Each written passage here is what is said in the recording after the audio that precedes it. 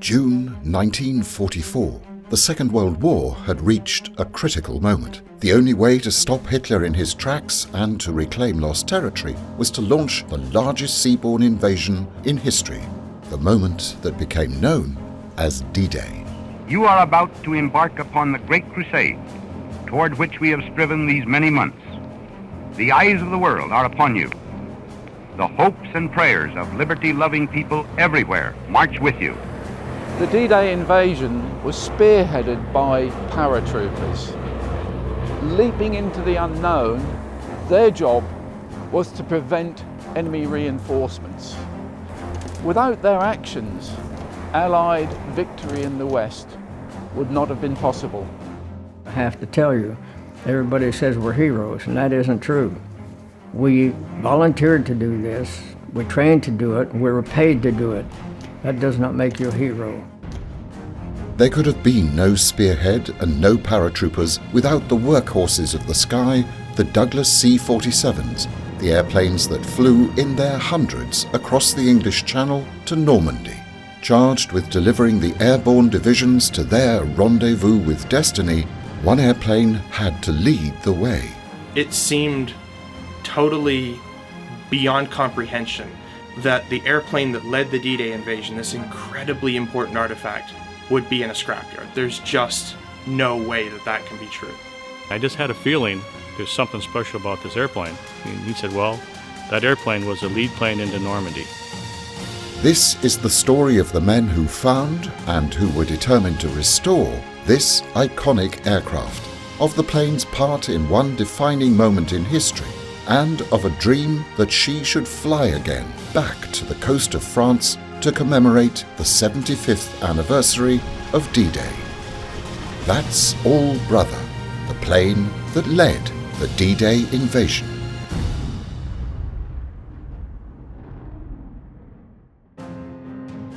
So far, in the dramatic story of That's All Brother, we've learned how the lead plane on D-Day was lost, abandoned in a boneyard, how she was rediscovered by military historians, and her identity confirmed by the Commemorative Air Force, how the CAF were determined to restore her so her part in dropping the very first paratroopers on D-Day could be fully recognized and honored, how the plane's restoration at Basler turbo conversions was undertaken, repairing decades of neglect and corrosion, and how, crucially, after a faltering start, the engines were coaxed warily into life.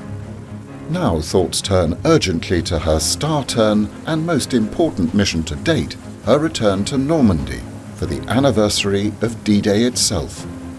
But will she fly?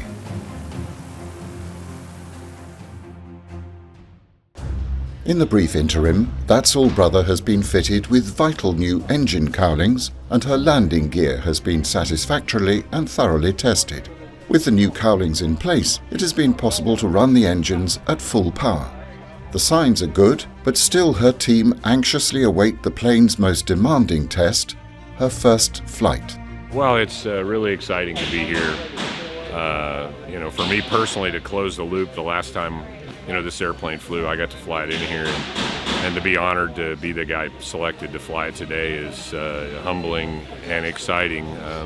This airplane represents a big step in the commemorative Air Force. When I started flying warbirds, CAF and other warbirds, over 30 years ago, the difference between a warbird and a freighter was a paint job.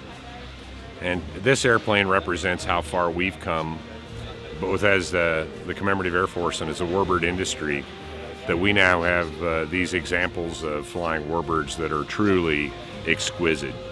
I mean, this airplane is a Smithsonian quality restoration, and we're going to be able to take it out and fly it. So that's really a big step for the CAF, and I'm really excited to be part of an organization that is committed to preserving assets like this, but not just sticking them away in mothballs somewhere, but taking them out on the road so people can see them, and taking them to Normandy so the airplane that led the raid can fly over Normandy again, and that's a big deal. And that comes up The big gotchas on any first flight in an airplane are the propellers going to govern correctly. Anytime you're flying a brand new engine, there is a chance of an initial failure. And so we got 2 new engines. You'd always choose to overhaul engines one at a time. Now we got 2 brand new engines, which is not what you'd want in a perfect world, but initial failures on new engines are always a threat, but typically they're not catastrophic failures, they're chronic failures. And so the first 20 hours on a new engine, you're always paying very close attention. And so no need or cause for any undue concern. First of all, it's an incredibly simple airplane. And by virtue of the restoration that it's been through, it's simpler because most C-47s have been around for 75 years and all these things have been modified. This airplane's been totally demodified back to its very basic, simple bones. And we have what this airplane was really intended to be, which is a simple airplane that was easy to fly for 19-year-old kids who, with 200 hours total time, who were immersed in this thing we called World War II. And so from an aviation perspective, yeah, it's a big deal, but it's really not a big deal. I'm quite certain we'll have a short list of things that need to be looked at when we get back, but as with every flight in an old airplane, you're prepared for the worst and expect the best, and that's what I expect today.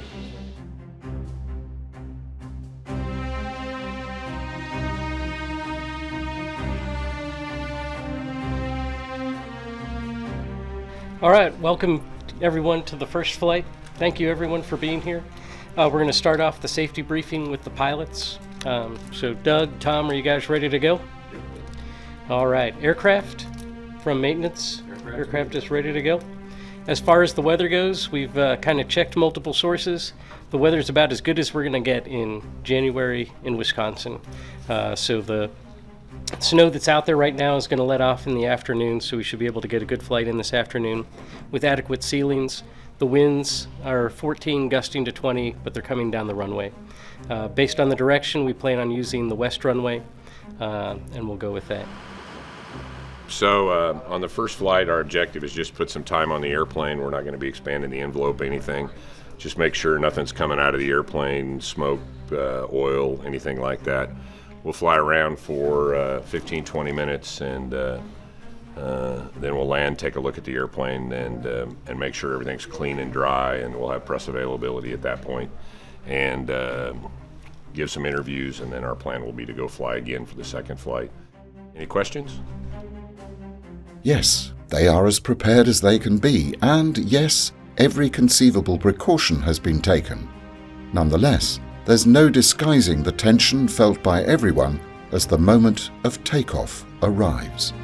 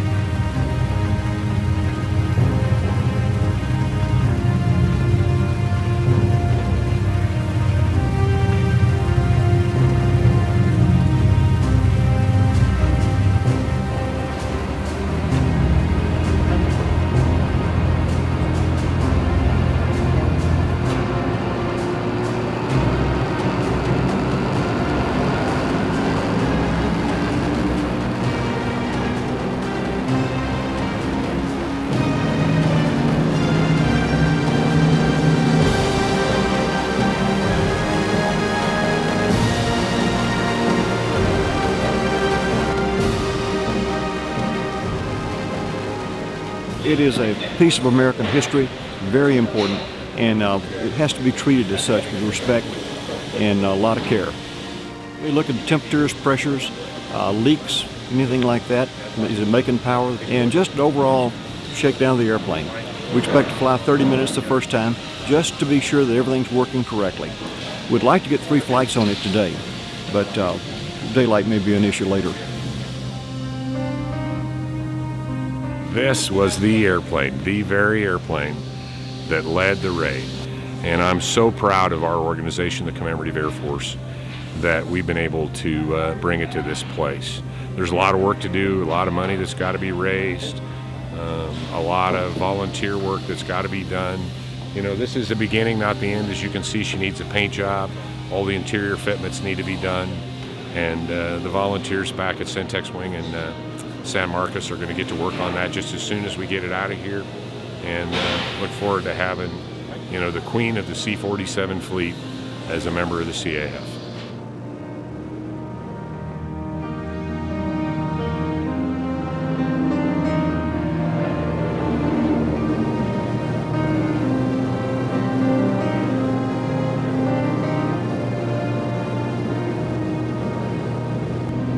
After being in the air for 20 minutes, all happily without incident, That's All Brother successfully completes her maiden flight and returns for the necessary and thorough ground checks that follow.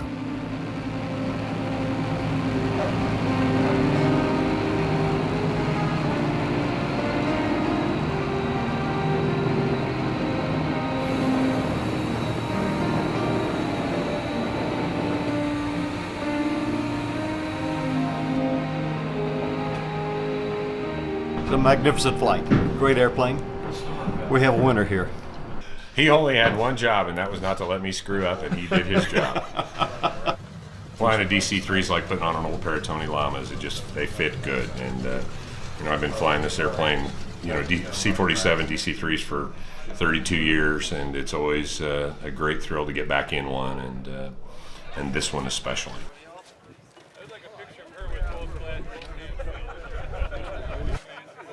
On behalf of the Commemorative Air Force, I'd like to give a big thank you to all the employees at Basler.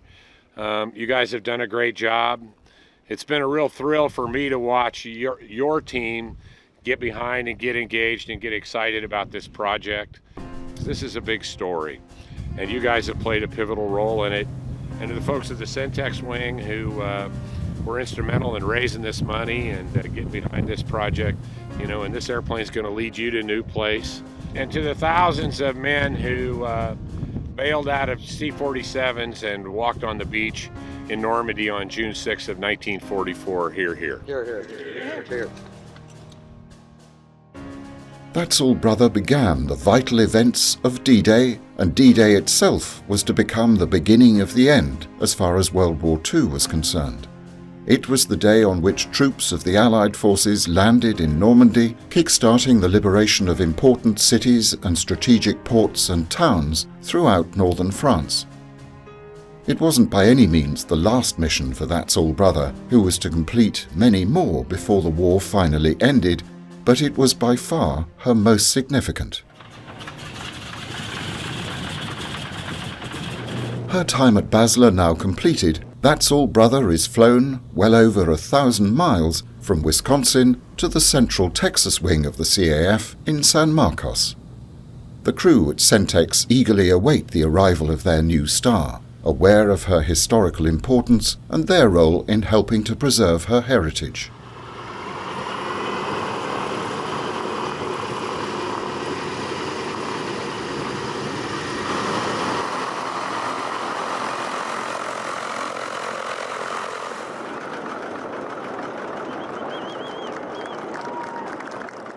We're excited to have That's All Brother back here in Texas. She's flying great. I mean, overall, she flies like a dream.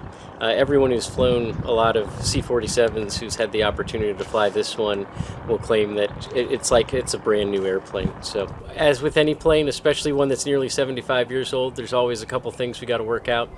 We have a little bit of oil we're working on, oil leakage we're working on the left engine, and we're working with the engine overhauler to address all that. Well, as you can see, if you look up here, there's some of these tubes, and one of these tubes comes from the blower section of the engine. And every time we're shutting the engine down, you can kind of see all these drops down here that get scattered about. That just means that when it was dripping, the wind was blowing. But sometimes it'll make a tight puddle. Sometimes it'll leave oil in drops like that. But that's something we really want to look at. It's not a tremendous amount of oil or quantity of oil that keeps us from being able to fly safely. But the big challenge is every time we go somewhere and park on their ramp, we kind of leave maybe an unwelcome present for them. So we'd like to get that addressed to, be a little bit more professional in how we arrive and work with the venues we go to. We're fortunate to have just lined up a paint supplier. Polyfiber is going to be donating all the paint, and we also have the paint labor lined up as well, which will be done here in Texas, which we're really excited about. And we're also working with the Air Corps folks up in Minnesota, and they are the foremost experts on the very detailed lettering and insignia that would be on the plane. They go through all of the tech orders and manuals from the airplane and come up with exactly every last letter. So they'll be making over 300 masks and placing them on the airplane as part of the paint process, so that we have an extremely authentic C-47 both on the inside and out.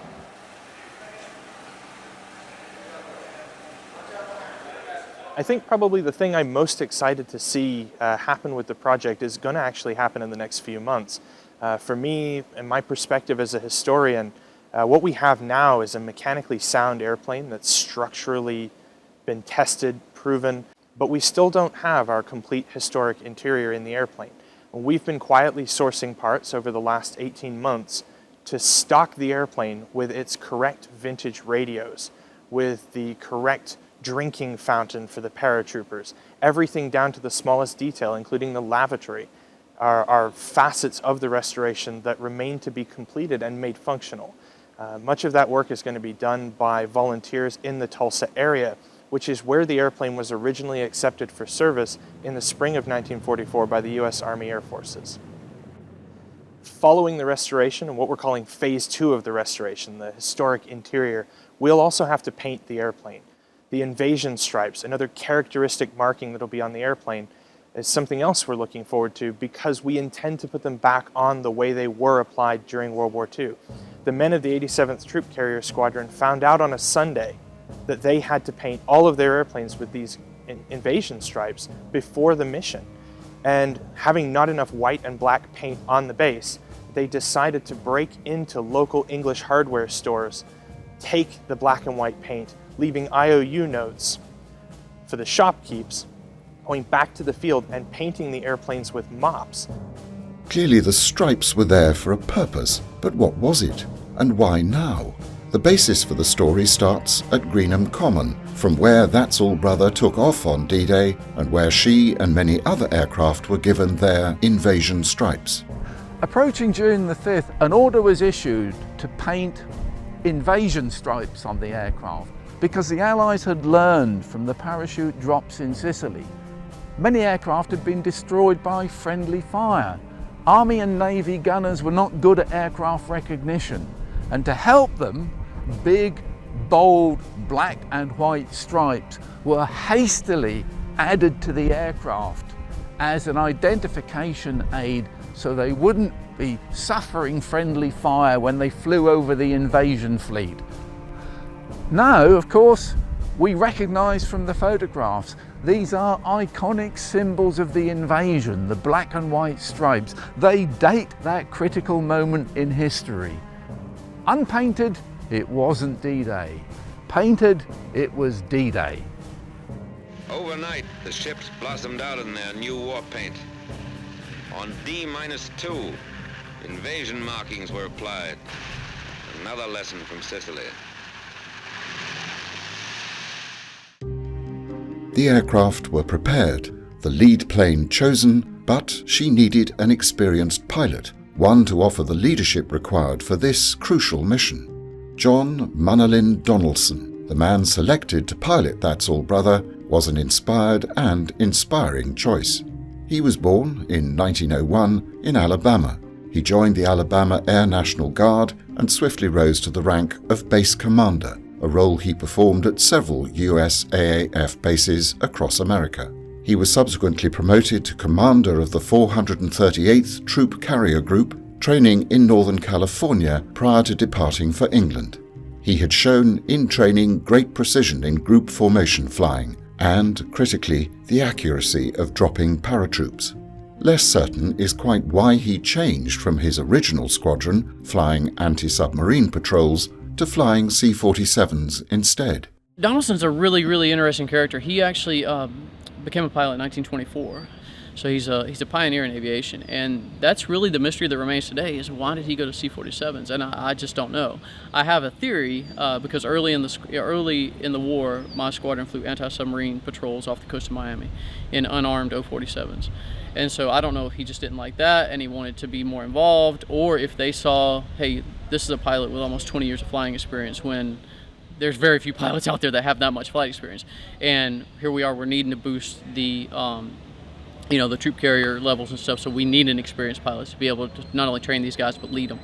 And so I don't know if it's that, I don't know what it is, but yeah, he's a fascinating guy. Flew tons of different airplanes, and after the war came back, reestablished my squadron back to state control for the state of Alabama, and retired as a major general. Well, I had the opportunity to meet his daughter, actually, before she passed away, and right after I found the airplane in 2007. We thought that it was Belle of Birmingham, because newspapers at the time say Belle of Birmingham. General Lewis Brereton, commander of the 9th Air Force, his journal, which I have a copy of, it listed as Belle of Birmingham. And yeah, that's because Donaldson and Daniel normally flew Belle of Birmingham. They were both from the same hometown. We later found out Belle of Birmingham was likely Daniel's plane. We can't confirm that. It may have been Donaldson's, but we don't know. So how come Belle of Birmingham didn't lead the mission? One likely reason lies in the requirement for radar being fitted to the C-47s, which necessitated a hole being cut in the bottom of the fuselage. It may be that Donaldson was wary of Belle of Birmingham undergoing this surgery. So a recently arrived C-47 was selected and subsequently named. Donaldson's daughter is the one that told me, yes. He didn't want to cut the holes in Belle of Birmingham, and so he got this new one, and he's the one that named the airplane, That's All Brother. And yes, there's a song at the time. A lot of people have said it's named after the song. According to her, it's not. According to her, it was a message to Hitler, just like the end of Looney Tunes where Porky Pig says, "That's all, folks." That's all, brother. And that's the other thing that's sort of intriguing to me as someone from Alabama, because that's, sort of a Southern thing of if you're leaving somewhere, hey, see you later, brother, or hey, brother, how's it going, and something like that. And so it's a term of endearment, but it can also be, as we famously do in the South, politely put you down. And so to say that as he would have said it, or anybody from Alabama, like, that's all, brother. You're done. In other words, go away. You're no longer welcome here. And so I personally, I like that as a Southern, as an Alabamian. I like the sort of Southern connection there, that he kind of puts in a little Southern, slang to name the airplane. So yeah.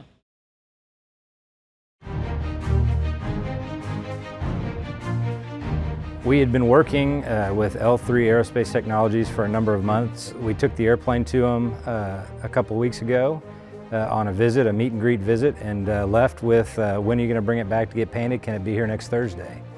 And so we shuffled the schedule around, got the paint, got the airplane to Waco, and they started work on it. And within about a week, they had the aircraft stripped, and a week later, they had it painted. And flew her home, and she looks fantastic. We tried to get as many of the details correct as we could. I mean, our source material are grainy, black and white photographs and technical orders, that were written in 1943 and 1944. Air Corps went through all of those and did their best to come up with the color specifications and marking placements for all the detail on the airplanes. And then, of course, the big one, which was the detail on the invasion stripes.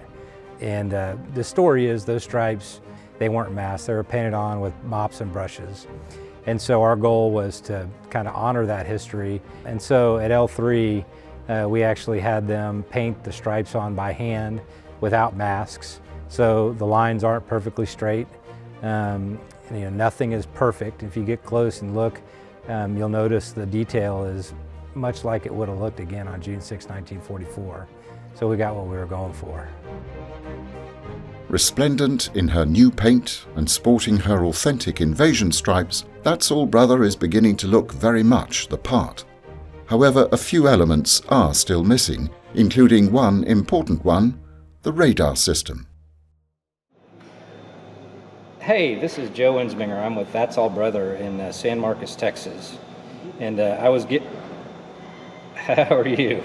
I was given your contact information because I was told you may have a very specific piece of equipment we're looking for to complete the restoration of That's All Brother. That's right. So we're looking for the radome for the SCR 717 radar that was on That's All Brother on D-Day. And they're pretty tough to find, and we heard you might have something that might work. Okay. Well, two is definitely better than one. What kind of condition are they in? Right. Well, we'll definitely measure it, but the good news is that it's not something we're going to fly with, so it would be for static display only. So as long as we can kind of fit it up correctly and make it look right, that'll be great. Well, I think that's fantastic news. I mean, this is something that we've been searching for. It's in all the photographs. It was on the airplane when it flew on D-Day, and so I think it'd be a great addition to be able to have something like that. So I feel like we're pretty lucky we were able to hook up with you, and we'll definitely try to get a crew out to visit you to take a look at it and see if we can make it work. All right. Well, that's fantastic. We'll be in touch, and again, we appreciate it. This is exciting news for us. With the CAF team fully occupied in the States, UK-based historian Ian McLachlan volunteered to visit Flixton Museum to get the necessary measurements. Ian, I'm really pleased to meet you. Good to meet you too. I understand that you've spoken to the CAF. Yes, Joe rang me a while ago. Oh, Joe Ensminger. That's right, and yes. You've got something here that they're really excited about. Which I can now show you. Oh, great. Come on, let's have a look.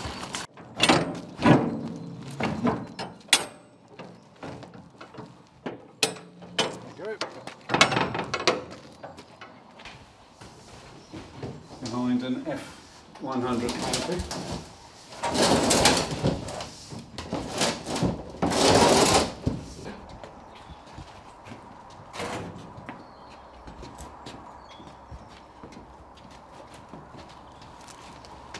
Ah, the things we do for That's All Brother, eh? Shall I put down? Here she goes. Very gently. Well, it's seen better days, that's for sure. I mean, you could say it's like a whacking great dinosaur egg, but it's fragile. Yet when it was built, it had to withstand the temperatures at altitudes of 25,000 feet. It would have to withstand the contractions and the temperatures there at minus 40 or 50 degrees. But this certainly wouldn't take much by way of damage from shrapnel and flak and stuff like that. And what's it made of? When we were filming at Cambridge recently, we were looking at drop tanks. Bowater and Spicer Cowan made the very early drop tanks. And it was a sort of paper mache composite. Yeah. And I'm looking at this and I'm sort of thinking, well, I'm no plastics expert, but it doesn't look like fiberglass. But could it be the same sort of stuff they made the early drop tanks from? I'm wondering that as well, but because where it's actually broken, you can almost see two layers. But like you, I don't think it's fiberglass. Yeah. You can't see anything on the inside that says made by whoever may have made this thing. And normally, you'll find a serial number or an ID plate on it somewhere, but nothing. The radar dome, or radome, was fitted to the underside of an aircraft to protect the radar equipment from the elements, experiencing not only very considerable wind resistance, but huge differences in ambient temperature. On D-Day, only the Pathfinder and lead planes were fitted with radar. The others had to follow in order successfully to reach their drop zones. For them, therefore, visibility was a key factor. Well, we had airplanes that were about $100,000 value with $500,000 worth of radar in them. Radar, altimeter, PPI scope, which the B-17s used on a different deal, but we used it for low-level mapping. Canals, pick up high tension lines, roads, separate trees from grass. Unbelievable. Carl Jones is my navigator on Angel Eyes, my C-47. So we always knew where we were. Or he did, and he would tell me. technology was leaping ahead, leaps and bounds during the Second World War, and the British, having had a fairly disastrous campaign of bombing, trying to find targets, had developed ground imaging radar called H2S. The Americans, with their greater production capacity, took it over, and it was called H2X. And it could distinguish fairly clearly major cities and features in major cities, but very good for imaging the difference between land and sea.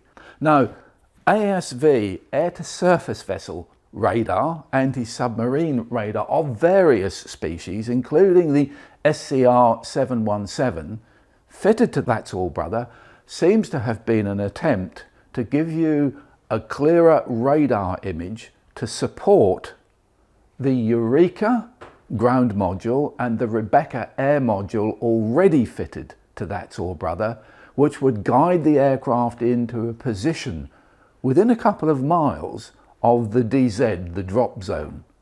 But this, out in the slipstream on a C-47, would have given you fairly uncomfortable aerodynamics, quite apart from the already well-laden aircraft on its way to the Cotentin Peninsula. Donaldson, the pilot, after his flying in That's All Brother, he reverted to the Belle of Birmingham, which did not have this fitted and had, in his opinion, far better flying characteristics without this corrupting the airflow. For this very reason, modern flying regulations would not permit That's All Brother to take to the air with a radome. Nonetheless, the CAF wished to create a replica housing in order to add authenticity when the plane is on display on the ground. For this, accurate measurements are required. I think it's the same as the one in the museum. Proper. Here we are, what have we got here? We've got 110 inches, correct, which translates into whatever that is in 2.8. 2.8. Significantly, the other element still missing from the freshly painted plane is the all-important nose art. Back at Centex, the attention to detail is exhaustive. The drive to replicate the original art takes both time and skill.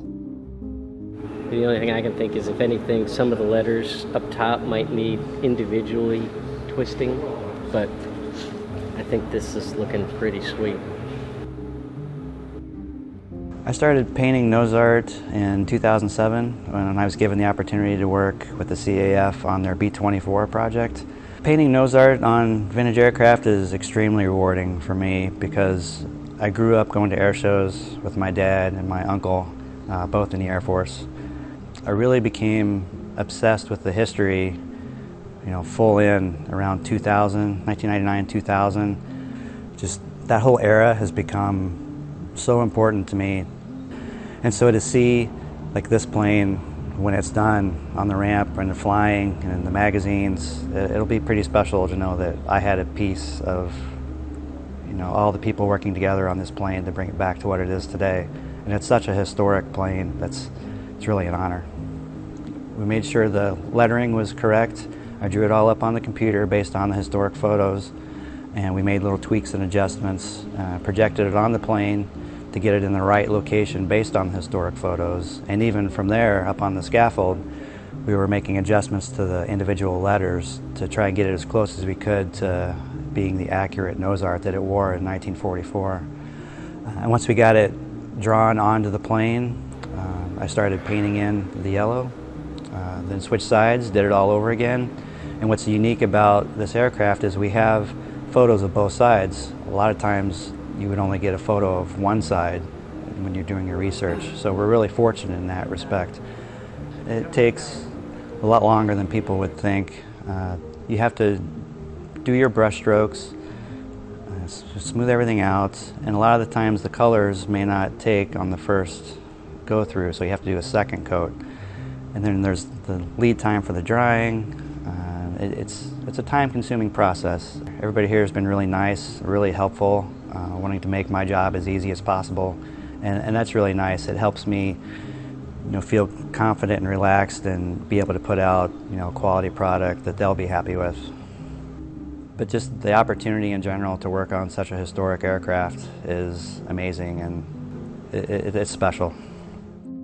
As the details fall into place, thoughts now turn to the practicalities of her anniversary mission back to France. The route is confirmed, but what support will she and her sister aircraft require while they are away? It's been 74 years since D-Day, and there are not a lot of people alive today that actually remember it being there. That were actually part of D-Day.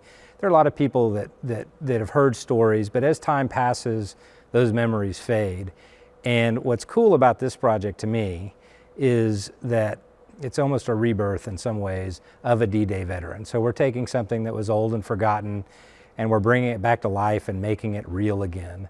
And we're taking it back to where it had its greatest challenge and its greatest accomplishments. Going to Normandy in 2019 is kind of the ultimate goal of this whole project. To get there is pretty challenging. I mean, it's challenging operationally. We have to cross the Atlantic twice. We're going to be operating a long way away from our support system for a long time. We're planning on being over there from anywhere from 2 to 3 months. And then we've decided as an organization, the Commemorative Air Force has, that we're going to send 3 airplanes over. So we're sending this airplane, obviously that's all brother, is the lead airplane, and then 2 other airplanes that belong to the CAF, D-Day Doll and Bluebonnet Bell are going to join us. So we've got to be prepared for any contingency. We obviously don't want to get the airplane stuck overseas for any length of time, and so we want to make sure that we have a spares kit, and that includes spare engines. And engines for this airplane are $70,000. But we need to know that if we're over there and something happens to one of the engines, that it's just labor to get it removed and replaced and get the airplane operational again. The engine's the big spares item, but there's hundreds of other things that we have to make sure we have put together: tires, all kinds of consumables, spare radios, those types of things. The trip across the Atlantic and back and operating in Europe, it is daunting, but at the same time, airplanes like this flew across the Atlantic hundreds and thousands of times, in 1944. And this airplane is as close to brand new as you can get a C-47 right now. So I don't think anybody's worried about, the hazards of crossing. But we do worry about the logistics, and we want to make sure we're prepared, and we don't have something happen that gets us stuck somewhere. Well, we are going to take the shortest possible route, but it's a lot of stops. And so the Great Circle route, we're going to leave out of here, travel to the northeast Connecticut, and then go to Newfoundland, Greenland, Iceland, and then over to the UK, with all those being stops. And we'll have to get fuel. And the trip, when you fly American Airlines or British Airways, over, you're flying at 530 miles an hour. We'll be doing, if we're lucky, 130 miles an hour. So it's going to be a long trip. There's not going to be another 75th anniversary of D-Day, and frankly, unfortunately, there are not going to be a lot of opportunities to have living D-Day veterans participate and be able to actually see this airplane back there. But I do think we can rebirth their memories, so to speak. We can kind of reignite interest in what they did and the sacrifices they made, and this airplane will just be a vehicle for us to do that. Oshkosh Air Show 2018. After great diligence and research, undertaken in particular by Matt Scales, the CAF have located many relatives of those who flew in That's All Brother in wartime. To mark her official relaunch, the families have been invited not only to see the plane for the first time, but to participate in an emotional memorial flight. My dad was a piece of history, and we didn't really even know about it until about 3 years ago when we found all his photographs and his medals. I mean, we knew he was in the war, but he really didn't talk about it. And when we would ask questions, he would just say, well, I was in the war. He just briefly would say, oh, I went on leave to England, I went to France, but other than that, he really didn't seem to want to talk about it. Officer was squadron navigator while overseas, flying in lead position in combat missions. Participated in the paratroop and glider drop invasions of Normandy, southern France, Wesel, Germany, and Holland. Has flown as navigator on flights using dead reckoning, pilotage, radio, celestial, and radar navigation. One of the few things he said was, basically, I was a navigator. And the story ended at that point. So, being a kid, I says, okay, well, that's, I guess that's what we did. But I mean, and he never went into it in much detail. He did a little more so with my sister, I think, in his latter years. But we, strangely enough, we knew very little about his service. And it was not until my mother passed away that my sister and I were looking through a lot of the old war memorabilia and what have you, and we started piecing together, his involvement in the war. And we had, photographs of him in the regular airplane that he flew on, which was the Belle of Birmingham. And strangely enough, about 2.5 years ago, my company got hold of me and said, we've got an odd email that we received addressed to you, and it's some Air Force historian, and it's referencing somebody named John Shallcross. So I said, well, send it on over, we'll take a look at it. And ends up that gentleman who had tried to get hold of me, God knows how he was able to do so, his name was Matt Scales, and he's an Air Force historian. And he went on, we'd been corresponding back and forth for some time, and he says, well, your father was the navigator on the lead plane, That's All Brother. And I said, no, I think you're mistaken. He was on the Belle of Birmingham. And he says, well, yes, he was, and then went into the whole story about this. And at that point in time, it started making a little more sense, what with all the photographs and looking through his war records and medals and stuff like that, the picture started coming together a little more. The World War II generation is, largely gone now. And, I guess we probably have maybe 10, 15 years at the most until the very last one passes away. And so the airplane will be all that's left to tell the story. And you take it a step further, and those family members, there's many people that come to air shows like Oshkosh, and they walk up to these B-25s or P-51s or whatever, and they say, that's the kind of airplane your father flew or your grandfather flew or whoever.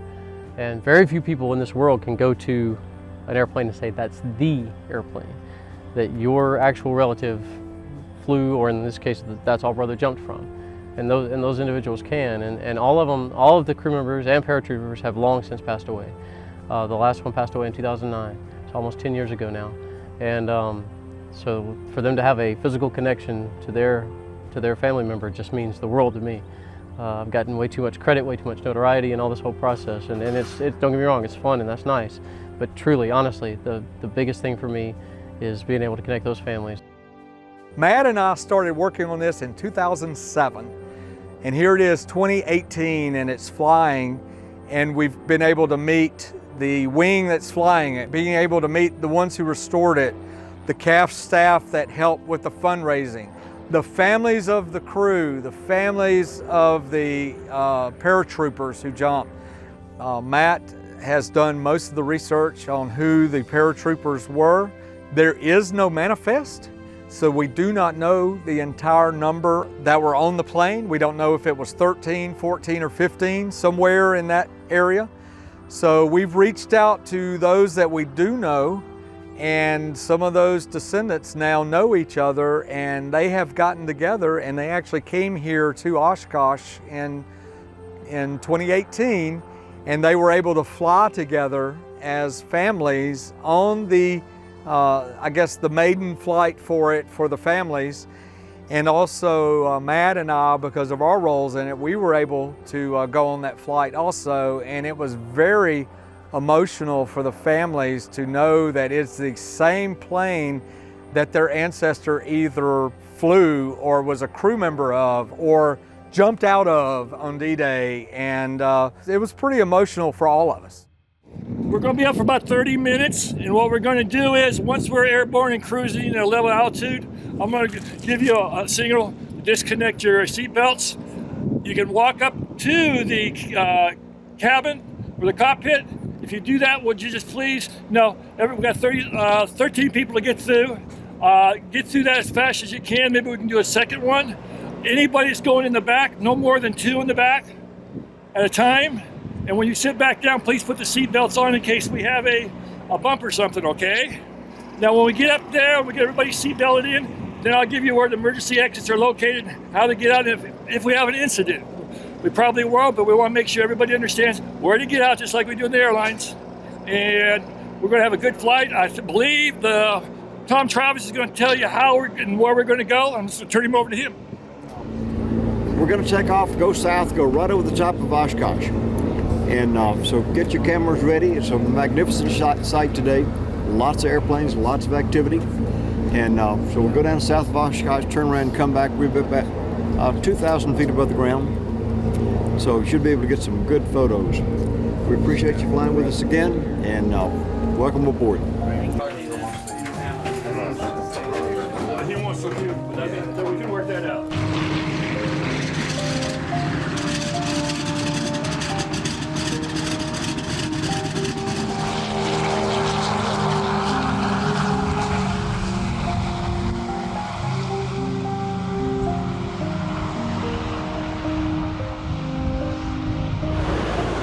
Matt Scales and I started this in 2007, and of course we initially wanted to get the plane saved.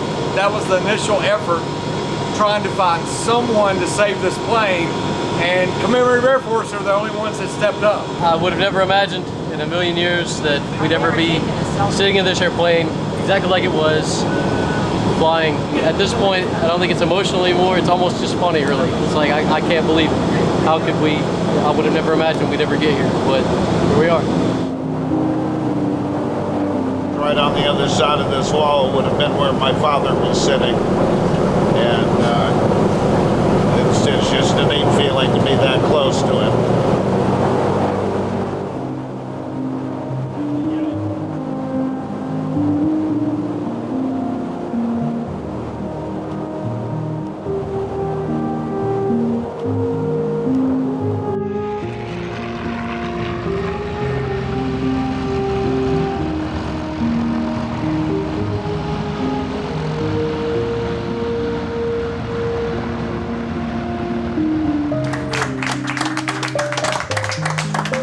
Between my military flying, my civilian flying, I've flown a lot of airplanes and a lot of time in the air, and this is definitely the most special flight I've ever been a part of, that's for sure. And again, all because of the family members. All goes back to them. Very smooth flight, beautiful restoration job. Engines purred like kittens. It was incredible. They've done a fantastic job restoring this airplane. So well worthy of the effort for 11 years now on this project. It was very emotional for me to be on the plane today, and I actually sat down where he was sitting when we were flying, and it was very emotional for me. I broke down, and just to know that he was sitting there so long ago in that exact spot was a phenomenal feeling. It was a culmination of something that both my sister and I have been waiting to do for a while. Of course, we donated to the cause starting 2.5 years ago, and have been keeping up on the restoration of the aircraft ever since. And we were told 3.5 weeks ago, oh, by the way, if you'd like to come out to Oshkosh, we got this big thing going on. And so we scrambled and got everything together because we wouldn't have missed it for the world. And going up in the plane today and being able to sit in my dad's navigation chair and just imagine what it would have been like for those guys was just fantastic. Following the success of the flight, and to round off the official relaunch, an event is held in the evening to which relatives, friends and supporters are invited and celebrated. However, for the CAF, it is a bittersweet moment. On behalf of the entire organization, I am so glad that you are here tonight. Now next is just a really special treat tonight to have the family members of the crew and the paratroopers for That's All Brother. They have special guests and ribbons as well. If you are a family member of a paratrooper or a crew member of TAB, please raise your hand. Thank you very much. Now I'd like to take just a moment to talk about a very serious situation that many of you have heard about. The mission to Normandy was planned to have 3 CAF aircraft make the historic journey across the Atlantic. As all of you know, Blue Bonnet Bell had an accident on takeoff Saturday morning.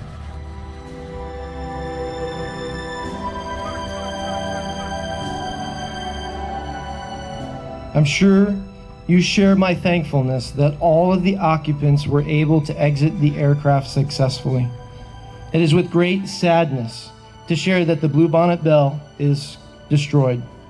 I will never forget even my own personal memories of crewing on the aircraft during the aftermath of Hurricane Harvey.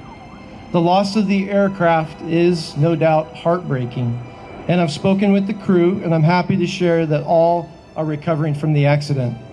Mark Davis, the squadron leader, sends his regrets on not being able to join us tonight, and that the Highland Lakes Squadron will not be able to participate in the mission to Normandy next year. The loss of this particular aircraft is a reminder to all of us of the dwindling numbers of these historic aircraft, that we must honor and tell the stories of those who served in World War II. And this makes tonight all the more important.